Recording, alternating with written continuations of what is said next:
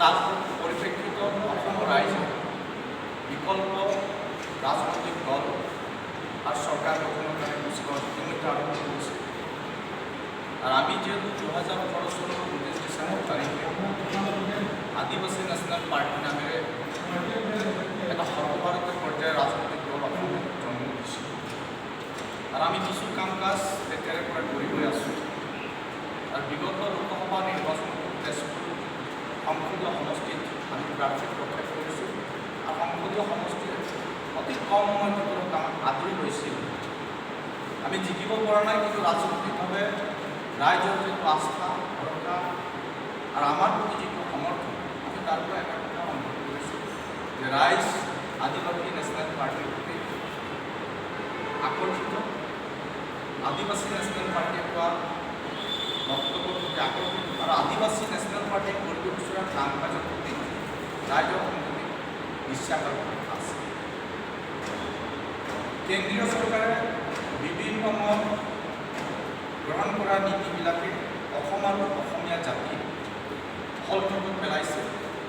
আৰু বিগত সময়ত চৰকাৰখনে লোৱা বহু সিদ্ধান্তই অসমীয়া জাতিক বিতুষ্ট কৰাৰ সমান্তৰালকৈ সুৰক্ষিত ভৱিষ্যত জীৱনলৈ সাংঘাতিক আকাংক্ষা কঢ়িয়াই অনাৰ ফলশ্ৰুতিত ব্যাপক অসমত গণ আন্দোলনৰ সূত্ৰপাত হৈছে। আৰু এই গণ আন্দোলনক তেওঁলোকে ডাইভাৰ্ট কৰিবৰ কাৰণে বিভিন্ন অৱলম্বন কৰি শেহতীয়াকৈ সেই গণ আন্দোলনৰ পৰা কেনেকৈ দলটোৱে ৰক্ষা পাব পাৰে আৰু চৰকাৰখনৰ বিপৰীত অৱস্থান বা ৰাইজক কেনেকৈ পুনৰ মিছা প্ৰলোভনৰ সংস্কৃতি প্ৰদান কৰি 21 নিৰ্বাচনী বৈতৰণি পাৰ হ'ব পাৰে তাৰ কৌশল ৰচনা কৰি অতি শেহতীয়াকৈ আজি অসম প্ৰশাসনিক মহাবিদ্যালয়ৰ সভাপতি 6 জনগোষ্ঠীৰ জনজাতিকৰণ কৰিম বুলি তেওঁলোকে মন্ত্ৰী গোটৰ এটা বৈঠক আহ্বান কৰিছে। ইতিমধ্যে মন্ত্ৰী গোটৰ বৈঠক হোৱাৰ পাছত এই বৈঠকৰ কোনো ধৰণৰ প্ৰতিবেদন ৰাজহুৱা নকৰিলে আনকি মন্ত্ৰী গোটৰ বৈঠকৰ প্ৰতিবেদনৰ শেষ কি হ'ল, পৰিণতি কি হ'ল, চৰকাৰে কি নিশ্চিত ল'লে, সেই সম্পৰ্কত কোনো অসমৰ ৰাইজক নজনায়। বৰঞ্চ অকস্মাতে আজি অনুষ্ঠিত সভাখনত কাইলৈ অনুষ্ঠিত হ'ব লগা মন্ত্ৰী গোটৰ বৈঠকৰ যোগেদি আকৌ 6 জনগোষ্ঠীৰ জনজাতিকৰণৰ নামত এটা প্ৰুফ দিবৰ কাৰণে পুনৰ যেতিয়া 6 জনগোষ্ঠীৰ নেতৃবৃন্দই বিজেপিৰ হৈ 2021 চনৰ নিৰ্বাচনত এই দলক সহায় কৰি চৰকাৰ গঠনত সহায়ক হ'ব পাৰে, তাৰ কাৰণে কিন্তু তেওঁলোকে এটা ৰাজনৈতিক কৌশল অৱলম্বন কৰিছে বুলি আমি সন্দেহ কৰিছোঁ, অনুভৱ কৰিছোঁ। বিগত সময়ত তেওঁলোকৰ গোটেই কাৰবাৰবিলাক আমি দেখিছোঁ।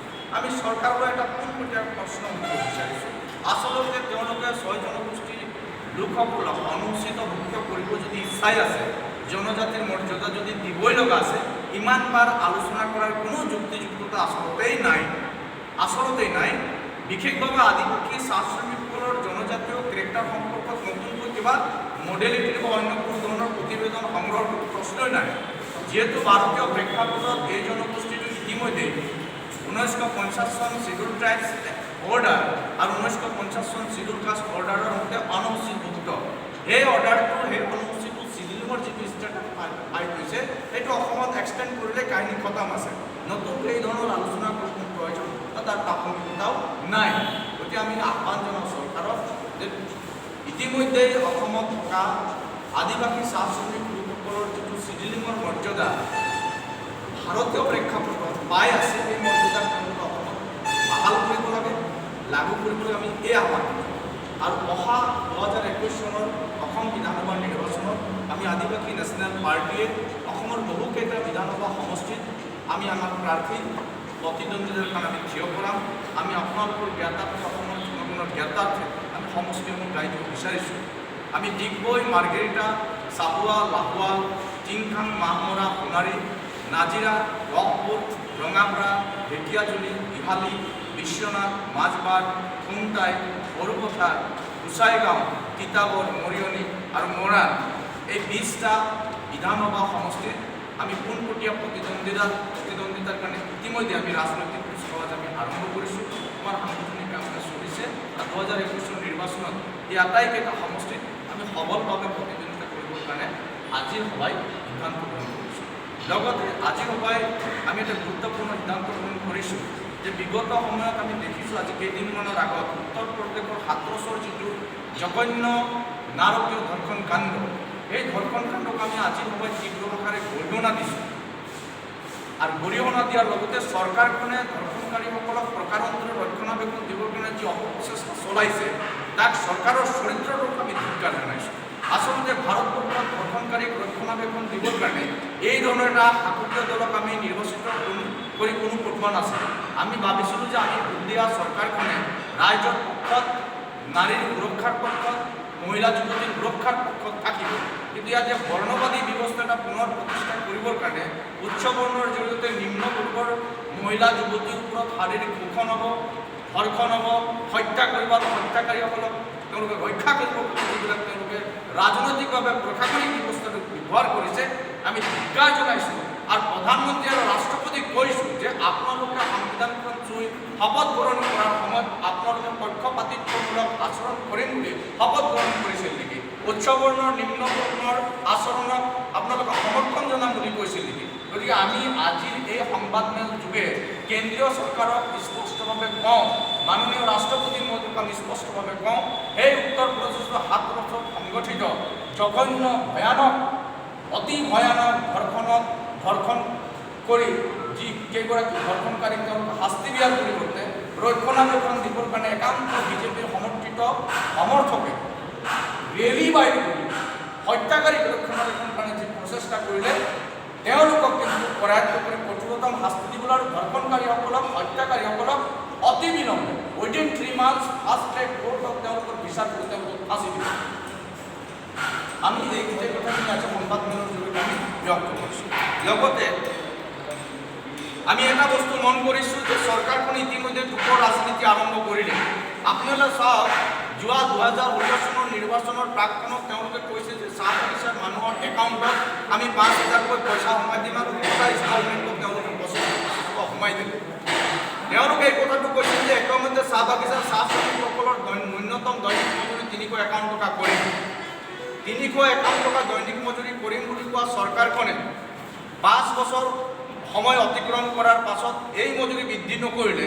বৰঞ্চ আজি দুদিনৰ আগত সাংসদ পল্লৱ লোচন দাসে কৈছে যে চাহ শ্ৰমিকসকলে দৈনিক মজুৰি 351 টকা বিচৰাৰ কোনো যুক্তি নাই। আমি পল্লৱ লোচন দাসৰ এই মন্তব্যক তীব্ৰ গৰিহণা আৰু ধিক্কাৰ জনাইছোঁ। আৰু আমি এটা কথা কৈছোঁ যে তেওঁ শ্ৰমিকৰ ওচৰত ভোট ভিক্ষা কৰি আহিবৰ সময়ত তেওঁ 351 টকা হাজিৰা দিম বুলি কোৱা মানুহজন আজি তেওঁ কিয় মালিকৰ স্বাৰ্থ প্ৰকাশ কৰিব লগা হ'ল? আজি পল্লৱ লোচন দাস শ্ৰমিকৰ সন্তান নহয়, শ্ৰমিকৰ পক্ষত অৱস্থান কৰা সাংসদ নহয়, তেওঁ মালিকৰ পক্ষত, মালিকৰ স্বত্বৰূপে পৰিচালিত হোৱা মানুহ, আৰু তেওঁ নিজেই বাগিচাবিলাকৰ মালিকী স্বত্ব অংশীদাৰিত্ব থকা এগৰাকী সাংসদ। মই জানো তেওঁৰে নেতৃত্বত মই জেল খাইছোঁ। সেইজন পল্লৱ লোচন দাস তেওঁ শ্ৰম মন্ত্ৰী হৈ থকা অৱস্থাত নিৰীহ শ্ৰমিকৰ অধিকাৰৰ পৰা বঞ্চিত কৰি মালিকৰ হাতত কেনেকৈ সম্পদসমূহ গতাই দিব পাৰি তাৰ ষড়যন্ত্ৰ ৰচনা কৰিছে পল্লৱ লোচন দাস। আমি ধিক্কাৰ জনাইছোঁ। তেওঁ 351 টকা শ্ৰমিকক দিয়াৰ কাৰণে মাত মাতিব লাগিছিল, বৰঞ্চ 351 টকা বিচৰাৰ কোনো যুক্তি নাই বুলি প্ৰকাৰান্তৰে শ্ৰমিকৰ ওপৰত তেওঁলোকে চলাই থকা এক্সপ্লয়টেশ্যনৰ যিটো নগ্ন প্ৰতিশ্ৰুতি পল্লৱ লোচন দাসে কিন্তু ফাদিল কৰি দেখালে। গতিকে আমি পল্লৱ লোচন দাসক আজি সাৱধান বাণী শুনাইছোঁ। আপুনি যি শ্ৰমিকৰ পিঠিত উঠি ৰাজনৈতিক নাওখন পাৰ কৰিলে নদী, সেই শ্ৰমিকৰ বিপদৰ দিনত, প্ৰাপ্যৰ দিনত মাত নামাতি আপুনি মালিকৰ চাপলুচি চামচা, মালিকৰ দালালি কৰিবৰ কাৰণে উঠি পৰি লাগিছে। আপোনাৰ ৰাজনৈতিক ভৱিষ্যত কিন্তু এই শোণিতপুৰ জিলাৰ তেজপুৰ সংসদীয় সমষ্টিত কিন্তু ভৱিষ্যত সুৰক্ষিত নহ'বগৈ। এই কথাটো আমি আজি এই সংবাদমেলৰ জৰিয়তে কিন্তু জনাইছোঁ। আৰু 2021 চনৰ নিৰ্বাচনত তেওঁলোকে ফলাফল নিশ্চিতভাৱে শোণিতপুৰ জিলাৰ আটাইকেইখন বিধানসভা সমষ্টি, বিশ্বনাথ জিলাৰ আটাইকেইখন বিধানসভা সমষ্টিৰ পৰা কিন্তু তাৰ ফলাফল তেওঁলোকে নিশ্চিতভাৱে পাব। গতিকে ইমান খং কৰি তেওঁলোকে এই ধৰণৰ বক্তব্য দিয়াৰ পৰা বিৰত থাকক। এই কথাখিনি আপোনালোকৰ জৰিয়তে আমি অসমৰ ৰাইজক জ্ঞাতাৰ্থে আৰু চৰকাৰো আমি কৈছোঁ যে নাটক কৰা ৰাজনীতি বন্ধ কৰক। 351 টকা দিয়ক আৰু 3,000 টকা দিব নালাগে। চৰকাৰে কৰে চাহ শ্ৰমিকসকলক 3,000 টকা দিয়াৰ বিনিময়ত 351 টকা 33 পইচা মিনিমাম ৱেজ দি দিয়ক। প্ৰত্যেকখন বাগিচাৰ চাহ শ্ৰমিকে তেওঁলোকে 8 লাখ চাহ শ্ৰমিকক দিম বুলি কৈছে। 8 লাখ চাহ শ্ৰমিকে 351 টকা দৈনিক মজুৰি প্ৰাপ্তিৰ পাছত চৰকাৰৰ একাউণ্টত 9,000 টকা খুচি সোমাই দিব। তোমালোকৰ 3000 টকা নালাগে সৰ্বানন্দ হিমন্ত পল্লৱভূষণ দাস চাহ শ্ৰমিকৰ ন্যূনতম প্ৰাপ্য 300 একাউণ্ট টকা মজুৰি দি দিয়ক। সেই মজুৰিৰ বিনিময়ত প্ৰাপ্তি মজুৰিৰ বিনিময়ত চৰকাৰৰ একাউণ্টত বছৰৰ মূৰত চাহ শ্ৰমিকে 9000 টকা সোমাই দিব। এই কথা আমি আজি সংবাদমেলৰ যোগেদি চৰকাৰলৈ কৈছোঁ, খুব আৰু প্ৰলোভন পইচা দি ভোট কিনা ৰাজনীতি বন্ধ কৰক। ইয়াৰ পাছতে আমাৰ আদিবাসী নেশ্যনেল পাৰ্টিৰ সন্মানীয় সভাপতি বিজয় তিৰি ডাঙৰীয়াই তেখেত মন্তব্য আপোনালোকে যে এই দলটো পৰৱৰ্তী যি নিৰ্বাচনত আপোনালোকে প্ৰতিদ্বন্দ্বিতা কৰিব, নতুন যি দুটা দল আহিছে ৰাইজৰ দল বা আছুৰ দল, তেওঁলোকৰ লগত কিবা কথা বাৰ্তা হৈছে বা আমি নতুনকৈ ভূমিষ্ঠ হোৱা দুটা দলৰ প্ৰতি আমাৰ আন্তৰিক শুভেচ্ছা জ্ঞাপন কৰিছোঁ। তেওঁলোকো অসম আৰু অসমীয়া জাতিৰ প্ৰকৃত ভৱিষ্যতৰ স্বাৰ্থত ৰাজনৈতিক পথাৰখনত ৰাষ্ট্ৰীয় দুটা দলৰ অৱস্থান গ্ৰহণ কৰিবৰ কাৰণে ৰাইজক সংগঠিত কৰিবৰ কাৰণে তেওঁলোকে ৰাজনৈতিকভাৱে প্ৰত্যক্ষ ৰাজনৈতিকভাৱে প্ৰতিদ্বন্দ্বিতাত নমাৰ ইতিমধ্যে মন লৈ বিভিন্ন ধৰণৰ ৰাজনৈতিক কুচকাৱাজ চলাই আছে। আমি শুভেচ্ছা জনাইছোঁ আৰু প্ৰয়োজনত এই কথা আমি নুই নকৰোঁ। সময় যদি ক'ব যে আমি কোৱালিশ্যন কৰি আগবাঢ়িব লাগে, অসমৰ ৰাজনৈতিক পৰিস্থিতি যদি ক'ব আন পাই ইমান কট্টৰভাৱে কথাখিনি বিবেচনা নকৰে, আমি উদাৰভাৱে কৈছোঁ। যদি সময়ে ক'ব, পৰিস্থিতিয়ে ক'ব যে এই সময়ত অসমৰ গোটেই আঞ্চলিক ৰাজনৈতিক দলসমূহ, ৰাষ্ট্ৰীয় ৰাজনৈতিক দলসমূহ অসম আৰু অসমীয়াৰ স্বাৰ্থত, যি অসম আৰু অসমীয়াৰ স্বাৰ্থৰ কথা ক'ব দেই, আমি বিজেপি কংগ্ৰেছৰ কথা কোৱা নাই, যি অসম আৰু অসমীয়াৰ স্বাৰ্থৰ কথা ক'ব, দলসমূহ যদি একত্ৰিত হৈ এটা মহাযুদ্ধৰ কনচেপ্টত এই অসম বিৰোধী ৰাজনৈতিক শক্তিসমূহক যদি প্ৰতিহত কৰিবৰ কাৰণে অসমৰ ৰাইজে আহ্বান নিশ্চিতভাৱে জনাই আছে আৰু এই পৰিস্থিতিৰ যদি উদ্ভৱ হয় নিশ্চিতভাৱে আমিও অসম আৰু অসমীয়া জাতিৰ পক্ষত অৱস্থান গ্ৰহণ কৰি অনাগত দিনত হ'বলগীয়া ৰাজনৈতিক যুদ্ধখনত আমি অৱতীৰ্ণ হ'ম।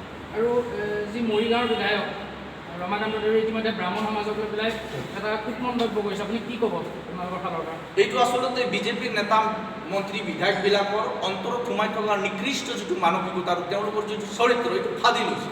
মই কৈছোঁ, অলপ আগত কৈছোঁ, হাতৰচত হৈ যোৱা জঘন্য ধৰ্ষণকাৰীৰ পক্ষত অৱস্থান গ্ৰহণ কৰি তেওঁলোকে বিভিন্ন ধৰণৰ ওকালতি কৰিছে। ছ'চিয়েল মিডিয়াত চাব নোৱাৰে। ছ'চিয়েল মিডিয়াত আমাৰ অসমৰ দুগৰাকী যুৱতীয়ে কঠোৰভাৱে ধৰ্ষণকাৰীবিলাকৰ এগেইনষ্টত মন্তব্য কৰাৰ কাৰণে সেই যুৱতী দুগৰাকীৰ প্ৰতি সাংঘাতিক বেয়াকৈ অশ্লীলভাৱে এওঁলোকৰ প্ৰতি তেনেকুৱা ধৰণৰ জঘন্য ঘটনা ঘটাম বুলি ভাবুকি প্ৰদান কৰা মানসিকতাৰ মানুহ এই দলটোত আছে, তেওঁলোকৰ IT চেলত আছে। গতিকে দলটোৰ যিটো ভিতৰুৱা চৰিত্ৰ এইটো গোটেই ভাৰতবৰ্ষৰ মানুহ জানিলে। নতুন ৰমাকান্ত মানে দেউৰী ডাঙৰীয়া আচলতে MLA যোগ্য ব্যক্তি আছিল। ভাগ্যৰ জোৰত হাৱাৰ জোৰ উঠি গ'ল আৰু তেনেকুৱা ধৰণৰ MLA অন্তত অসমৰ ৰাইজে আগন্তুক নিৰ্বাচনত কিন্তু আৰু বিজয় কৰাই নপঠায়, এইটো ঠিক।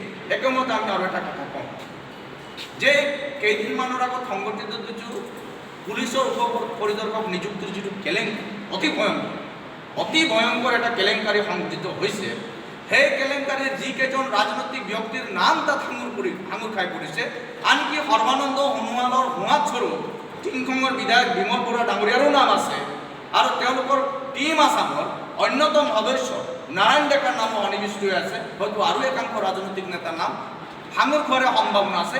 কিন্তু সৰ্বানন্দ সোণোৱালে অন্য সহনশীলতাৰ কথা কৈ লম্পজম্প কৰি থকা, আস্ফালন কৰি থকা মুখ্যমন্ত্ৰীগৰাকীয়ে এই দুগৰাকী বিধায়কৰ ওপৰত কিন্তু কোনো ধৰণৰ সুদপুষৰ ব্যৱস্থা অদ্যপৰিমিত গ্ৰহণ কৰা নাই।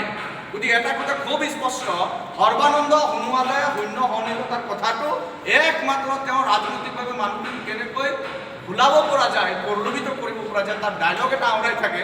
আৰু তেওঁ যদি সঁচাকৈ শূন্য সহনশীলতাৰ কথা কয়, তাৰ যদি অৱস্থানত আছে, তেওঁ সাহস কৰি দেখাই দিয়ক, বিমল বৰাক এৰেষ্ট কৰক, নাৰায়ণ ডেকাক এৰেষ্ট কৰক আৰু সমগ্ৰ ঘটনাক CBIৰ তদন্তৰ আওতাত আনি পুথি খলিহনাৰ পৰা ৰৌ বৰালি যিমান উপায় আছে গোটেইখিনি কৰি জেলৰ ঠাৰ পুথুৰিত আবদ্ধ কৰক। একেমতে আমি কওঁ, যিগৰাকী মানুহ অসম আৰু অসমীয়া জাতিৰ পক্ষত অৱস্থান গ্ৰহণ কৰিছিল, তাক তেওঁলোকে সম্পূৰ্ণ ষড়যন্ত্ৰমূলকভাৱে ৰাজনৈতিক উদ্দেশ্য পৰিণতিৰ বাবে যাতে তেওঁৰ সংগ্ৰাম সম্পূৰ্ণ বিফল হৈ যায়, কৃষক মুক্তি সংগ্ৰাম সমিতিৰ অখিল গগৈ ডাঙৰীয়াক তেওঁলোকে বন্দী কৰি ৰাখি জামিনৰ পাছত একাধিক ভুৱা গোচৰ জাপি আজি 301 দিনত তেওঁ কাৰাগাৰত আবদ্ধ কৰি ৰাখিছে। গতিকে চৰকাৰৰ এই স্বৈৰাচাৰী গ্ৰেপ্তাৰ, হিটলাৰী গ্ৰেপ্তাৰ চাই অসমৰ মানুহ অতিষ্ঠ হৈ গৈছে। 2021 চনত আপোনালোকে এইটো থিৰাং কৰক, 2021 চনত বিজেপিক পুলিয়ে পোখাই উভালি এইকাৰণে পেলাব কাৰণ তেওঁলোকে কৈছিল যে বিজেপি চৰকাৰত আহিলে 16 মে তাৰিখে ইয়াৰ পৰা মানে অবৈধ বিদেশীবিলাক টালি টোপোলা বান্ধি অসম এৰি যাব লাগিব। 2021 চনত বিজেপিক অসমৰ মানুহে টালি টোপোলা বন্ধাই নাগপুৰলৈ খেদি পঠাব এইটো থিৰাং কৰিছে।